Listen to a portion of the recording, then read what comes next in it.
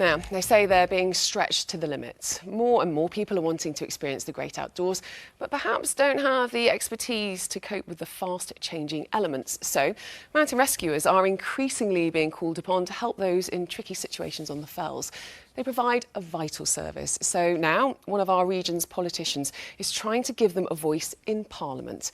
Whitehaven and Workington MP Josh McAllister himself volunteers with the Patterdale Mountain Rescue Team in the Lake District. He wants wider recognition for what they do at a time when they're facing serious pressures. Well, Bob Cooper has been up on the fells with the Labour MP. I first joined the Mountain Rescue Team about 4 years ago.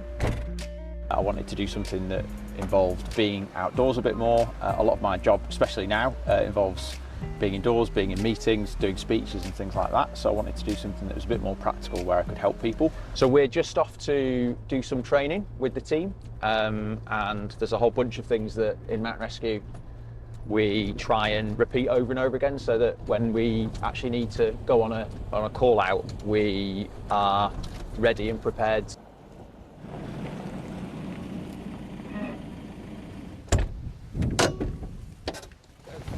How do you find doing it, and what do you get out of it?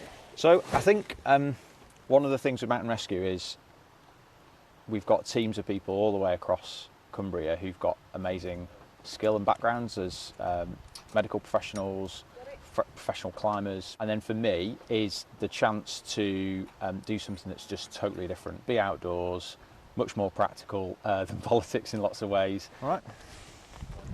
Go back up. We've just left the vehicle. We're just off onto the fell to do a scenario for training.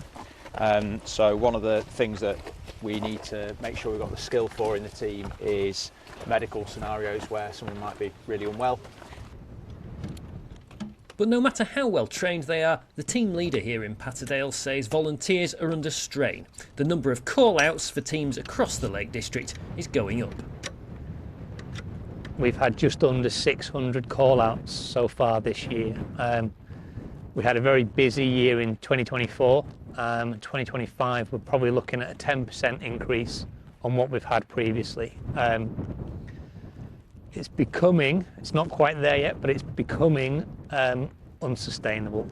To try to ease those pressures, Josh McAllister and other MPs set up an all-party parliamentary group for volunteer rescue services earlier this year. Matt hopes it'll lead to policy changes that could ease the burden. Mountain Rescue have to cover the taxes on their vehicles.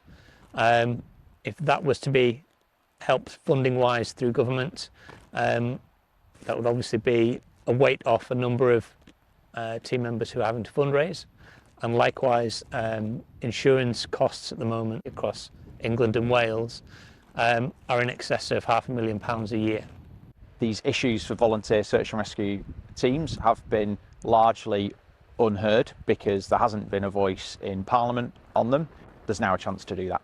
The government says it recognises the vital work of voluntary rescue services and grants may be available to support them. For Josh McAllister, he's been through the ups and downs of saving lives and seeing lives lost. But he's keen to keep going, despite the demands of work as an MP. Balancing it is difficult.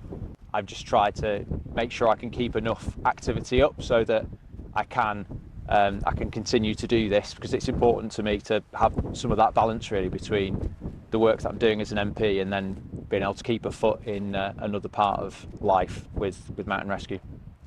Bob Cooper, BBC Look North, Patterdale.